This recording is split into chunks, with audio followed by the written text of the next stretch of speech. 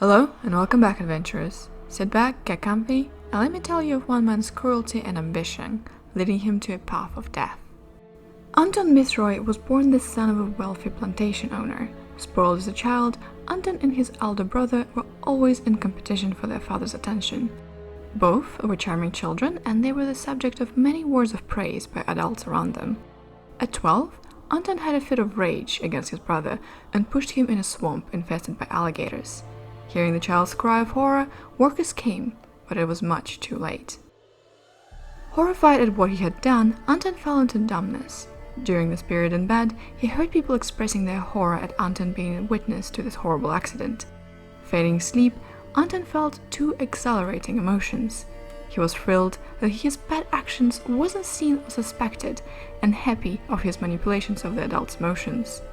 But more troubling was that Anton watched his brother get devoured by the reptiles with secret glee. The rest of his spoiled childhood passed normally. He loved cockfights, especially to see these animals in fury shedding each other's blood. It gave Anton a high level of secret exaltation. He married, when he was young, to a refined and educated woman, Nicole, the daughter of a rich tailor. That he was married did not prevent Anton from looking at other women, and his wife sometimes waited for him to come home until dawn. Anton became a minor practitioner of a form of bardic magic called spell singing, casting involving either singing or dancing. He never became an expert in it, but his love of dancing had a definite influence on his future magical studies. Charm and intelligence were used by Anton to rise in local politics. He was always in the company of elite, and soon he was a sought-after advisor. He once had to advise in case of a local band of minor ruffians and bandits. The leader of the ruffians was a beautiful woman of color named Nanea, that he easily charmed to bed. For Anton, wild horse rides and cock or alligator fights were no longer enough. He used excuses to justify kidnapping a troublesome shop owner. They rode to the swamp and gave him the infamous Souragne burial, thrown into the swamp to be. Anton watched until there was nothing left. In the following years, Mithroy killed many in this horrible manner. He eventually ran out of political enemies, but it did not stop him. In the end, he and Nanea's thugs were snatching random people at night for this grisly fate. Meanwhile, Nanea slowly planted seeds of doubt in Anton's head about his wife's fidelity. Anton could not really believe that his dull wife was having an affair, but the idea troubled him. One day, Mithroy came home early, and in the garden he found his wife in the arms of a neighboring plantation owner. While she was actually weeping about her unhappy life, while the gentleman confronted her, Mithroy quickly denounced them as lovers. With the triumphant Nanea and her ruffians, Anton had both of them thrown into a patch of quicksand, barely deep enough to cover a man's head. Nanea and the other ruffians left Anton alone, to watch the pair slowly drown. He told them that if they admitted their relations, Anton would throw them a rope. Since the lovers had nothing to confess, Mithroy ignored their pleas of mercy and let them drown. At one point, the man told Anton's wife to climb atop him while he went under. When he was sure that the man has died, he said that this was a proof of their love, and then used a pole to push her in. With her last breath, his wife cursed him, but he laughed in her face. When she had disappeared, he sat on a log to enjoy a few gulps of a strong brandy. The swamp went suddenly very quiet. Then the murdered pair arose, grabbed Anton by his coat and dragged him into the quicksand to die. Horrified, Anton yelled to the sky to save him while he drowned. Something heard his plea, and Anton found himself able to escape the quicksand. Days had passed.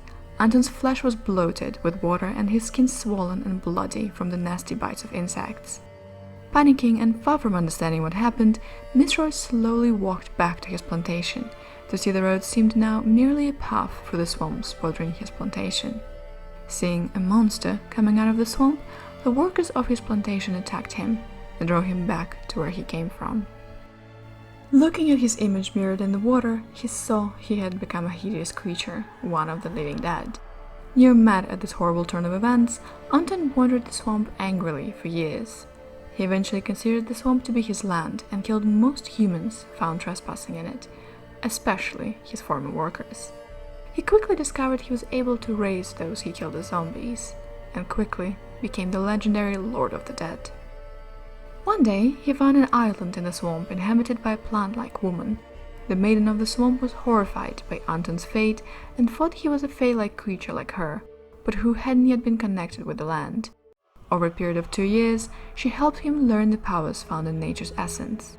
Anton manipulated her during all this time. She taught Mizroy by showing him the energy flowing around life and death and how to manipulate those forces through dance or rituals with the land.